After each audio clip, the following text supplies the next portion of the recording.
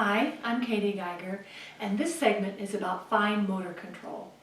Fine motor control, the muscles that are in your hands and in your fingers and in your thumb. The muscles that enable you to pick things up, small things. The muscles that enable you to use a keyboard, the muscles that enable you to use a stylus or a pencil or a scissors, screwdrivers, all those things, all those tools. The fine motor control will help you become stronger with that, and children need a lot of experience with that. Yes, they're always picking up cars and zooming them, and picking up sticks and throwing them, and picking up rocks, but this will be more of a tool that you're going to help your children get ready to use, like this. I just have a thumbtack. It has a nice handle on it, and when you use it, you have to hold it virtually the same as you do when you are holding a pencil. So, a very simple activity for children to build up those fine motor control, those fine muscles, would be to just take a piece of paper, staple it onto another piece of paper, and I've just put dots in the shape of a heart. Now what children will do is take this tack and punch those holes out like this. They're just going to poke it. They love doing this on the carpet because then it can go straight in and nothing will stop the tack from going in. And they will kneel down on the carpet and do this for an extended period. I've made a very simple picture, but you could make another heart and another heart. They will do this over and over and over again. Now, when they're finished, you take off the paper that's on top with the dots. And what you will have left will be, it's hard to see, that's why I'm not going to do it for you on the camera, but what will be left is dotted outline, and you hang it in the window and the sun comes through and the picture that you have put in dots will shine through. I do these for all seasons, and children just love doing this. They will do this so long, kneeling on the carpet, that sometimes they shake out their hand, but they go right back to it because they love doing this activity. How great for their hand muscles. So you can use a tack to help get your child's fine motor control more refined. I love cooking with my grandchildren in the kitchen. And I even will do some cooking activities at school with kindergarten. One activity that we do is peeling carrots. I have a couple different kinds of peelers here. This one you have to hold in your hand, and look what a good grip you can have on it. And you just peel it down. When I do these activities with kindergarten in school, sometimes they'll peel the entire carrot away and all that's left is a pile of scraps. And they are so proud. Look, I didn't know I could cook like this. This is one kind of peeler, as I mentioned, that you need to grip with your whole hand. Another kind of peeler, you just stick your finger in, point the finger back at you, and I kind of grip onto the side of it, and again, you just go down and just keep turning. You know, this isn't the only hand that's getting the workout. Look at the top hand, the one that's holding onto the carrot. It has to turn and turn and turn. Both hands are getting good exercise to become stronger and also more adept in the kinds of work that they need to do. So I mentioned about cooking. Anytime that you are mixing anything together and the child can hold the bowl with one hand and mix with the other hand, great muscle control for them. Important muscle control for them. So you know about tacks, you know about carrot peelers. One of my other favorite tools for children to build up their hand muscles are hole punches. This is just a plain old hole punch, but now you can buy hole punches that have larger holes in them. Scrapbookers will have ones that have hole punches for stars or teddy bears or hearts. You can get anything in the shape of a hole punch now. Look how strong that is. Look how that will help children's muscles. So sometimes when they do this, they will punch virtually every piece of this paper that they can. They can't stop themselves. They just pull it as they are punching holes. And sometimes I ask them, what are you going to do with all those holes you've punched out? And sometimes they say, I don't know. They're just so happy with the movement, with the process of punching holes. Now, if I want them to do something with those holes, when I see this big pile of them, I could do this. I'm going to give them a task to do now. I'm going to put this letter C, and they can glue those on. Wow, look how good that is. How twisting off and on of the glue stick is. Twisting it up. Great for their hand muscles. So I'm just going to put a little glue here, and then they will pick these up. Pick these up. That's called your pincher. Very important for their muscle control. And now they can just put those dots right on the letter C. I'm not going to do all of it. You'll get the idea.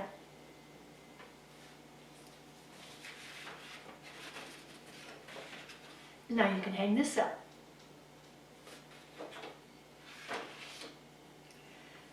Scissors, carrot peelers, glue sticks, hole punches, all of those things are so important for their hand muscles. I talked about the pincher before, when you have to pinch those little pieces up. Remember when your children were really small and you could sprinkle Cheerios on their high chair tray and they will pick those little ones up? That's not how they start off doing it. You remember how they start off doing it. They get a big pile and they just mush them in their face. But as they become more refined, they can pick up those individual Cheerios and get them in their mouth. This is another good exercise for your child's hand muscles. I just have a little cup of pennies here. It's flat so they can pick them up easily. And they're just going to pick it up and hold it in their hand. Pick it up. Watch what my hand muscles have to do. I have to transfer it and hold it. That is trickier than you might think for children. Use my thumb to help it push it into the right spot. When I have all the pennies in my hand, then I have to try to put them back out one at a time. Look, my thumb has got to work to make that happen. 1, 2. I have to hold on to the rest of them without letting them slip through my fingers. Coming right out between the thumb and the pointing finger. You can also do that same idea with the dots with those pennies. If I want it to become even more refined, I can say pick up the pennies with one hand, hold them in your fist till you get every one of them. Then put them on the little dots that you see here.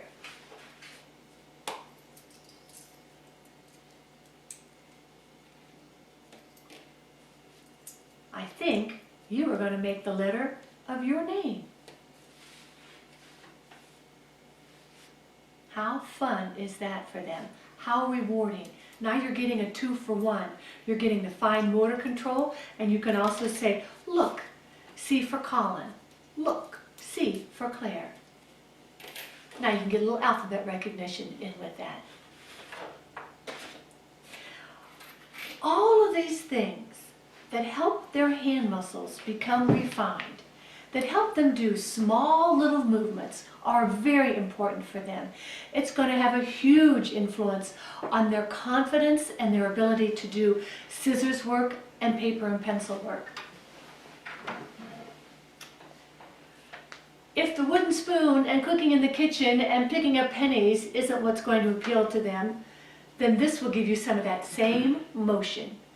You can just drill a hole, couple of holes in a piece of wood, and just get the screw started, and don't worry, they'll take it from there and get every screw down as far as it can. Do you have to make something special when you are doing this? No, they are absolutely happy just getting the screws down into the wood.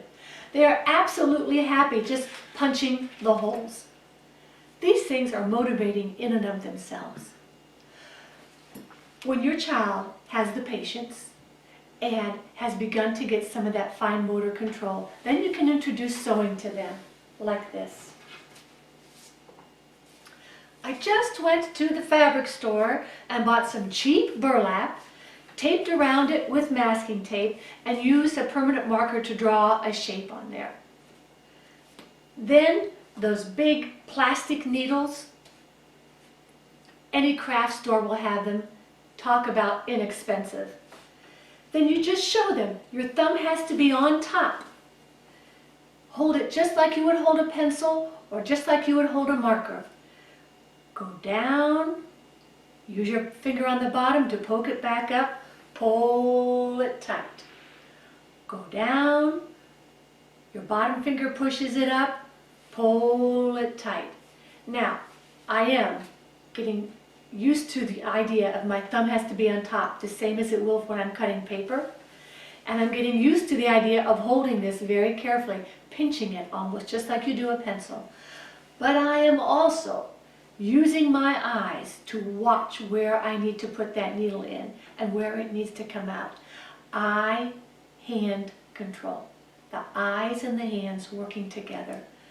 Down, push it back up, pull it tight. You can do this for every holiday, making some kind of picture to go with it. Any family member would be happy to receive this as a gift if your house starts to get overcrowded with it.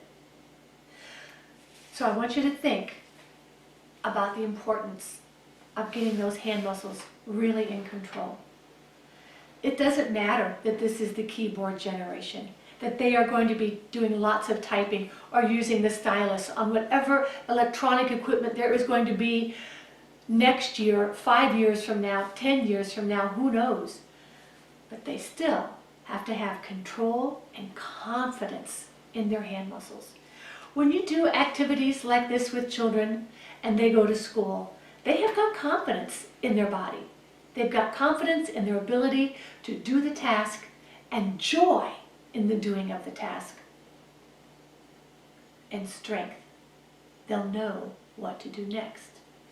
You are going to have such a good time working with these tools and playing with your children. They're going to have the best time, and so are you. Thanks.